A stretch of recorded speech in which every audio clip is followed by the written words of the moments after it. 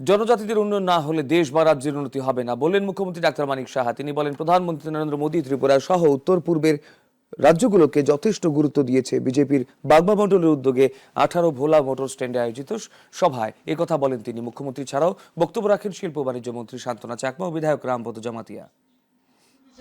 বিকশিত ভারত যখন হচ্ছে, ত্রিপুরা বিকশিত ত্রিপুরা বানিয়ে আমরাও পাঠিয়েছি। ফিফথ পজিশনে আমাদের বিভিন্ন প্যারামিটারে আজকে সমস্ত ভারতবর্ষের মধ্যে ত্রিপুরা কিন্তু এত ছোট রাজ্য হওয়া সত্ত্বেও third smallest state in the country, তারপরে আজকে উজ্জ্বল নক্ষত্রের মতো আমরা কিন্তু সেখানে আমরা নিজেকে প্রতিষ্ঠিত করতে পেরেছি। আজকে বিভিন্ন দিল্লিতে যখন যাই, বিভিন্ন জায়গায় बोलते आपने बहुत सामान लिया, बहुत अच्छा, आज त्रिपुरा में इतना अच्छा हो रहा है।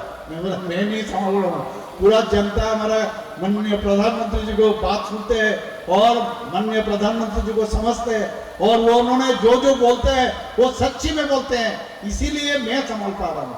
I am also one of the soldier.